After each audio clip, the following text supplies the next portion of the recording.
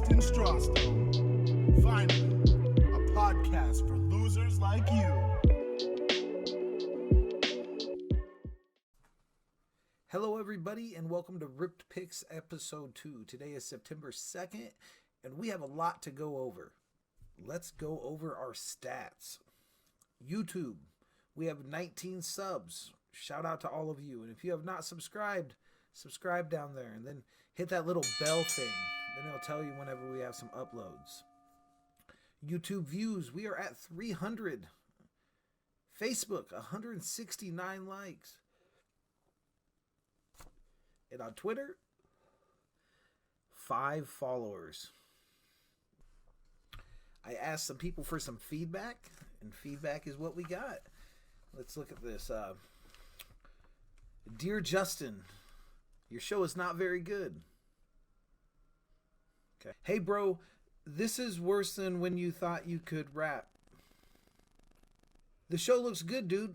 We went to high school together, and I'd love to get to... We're sorry.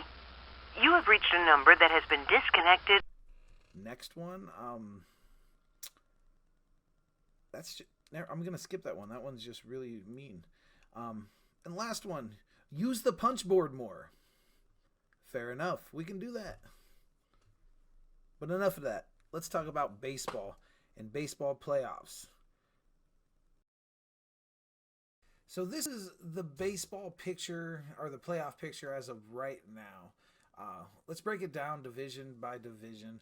Atlanta is only 3.5 games ahead of Philadelphia, but Philadelphia is not good. Like, they are not a good team at all. Atlanta will pull away. They're going to lock up that spot for sure. I'm a Cincinnati Reds fan, but there's no chance in hell that they're going to catch Milwaukee. Milwaukee is loaded, and the Cincinnati Reds are average at best. The West for the National League is super interesting.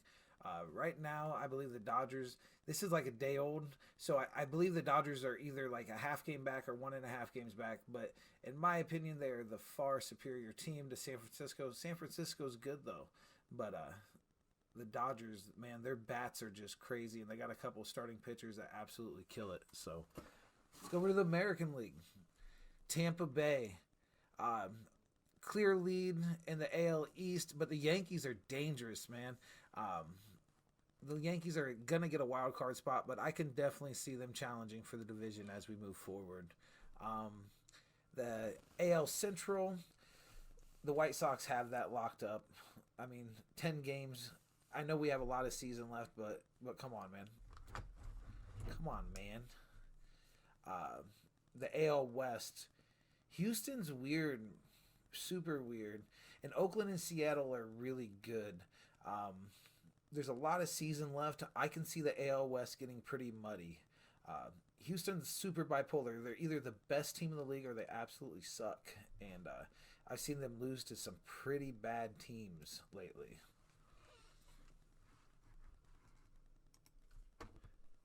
The wild card race as of right now.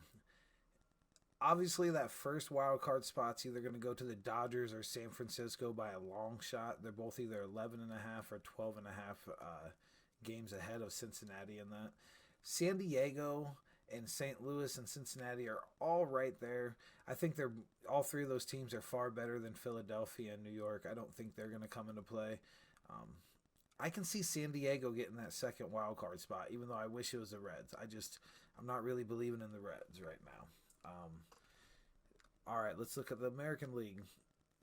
Yankees, they're going to get into the playoffs. They're going to get one of those 2 wild card spots if they don't challenge for the division lead. Boston, Oakland, I believe they're far ahead of Seattle and Toronto. But that's going to get interesting. Obviously, the AL wild card race is a lot more wide open, so it's really hard to predict. If I were to guess, I'm going to say that it's going to end up with the Yankees and Boston, just as it sits right now. Boston is way better than their record shows, in my uneducated stoner opinion. A few moments later. Let's jump into our Thursday college football picks. There's a bunch of games starting off on Thursday. I only see some value in a few things. UCF versus Boise State. They got the over and under at 68.5. I really like that on the under 68.5. I also don't hate UCF at -5.5, but let's just stick with the under at 68.5. Another one, we got East Carolina versus Appalachian State. We're definitely going to take East Carolina plus 10.5. That's looking pretty friendly to me. And you're feeling froggy, plus 285 on that money line. East Carolina can win that game and probably will. Ohio State, the big marquee game of the night, they are going to cover 14. I believe that. And I do believe that they can also go under that 63.5. I foresee something like 35-7, 35-14 as a final score on that one. I'll go ahead and give you my Friday picks as well. I like the unders on the North Carolina and Virginia Tech game. It's 64.5. That's not going to be a very high scoring game. Virginia Tech likes to play defense. They like to run the ball. We got Kansas versus South Dakota. Kansas, I believe with all of the conference talk and everything going on, I believe the Big 12 has something to prove. And I believe that -14.5 against a South Dakota school that shouldn't have near the amount of talent sounds good to me. And then we got Michigan State versus Northwestern. Conference matchup already.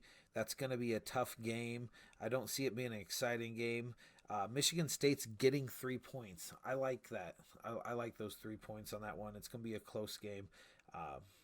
Yeah, I'm going to call that one like 14-7 Michigan State for the outright win on that. And that's all I got for you. I will give you my Saturday picks on Friday afternoon. But little teaser, I fucking love Army this week. So they're an underdog and they shouldn't be. Yeah.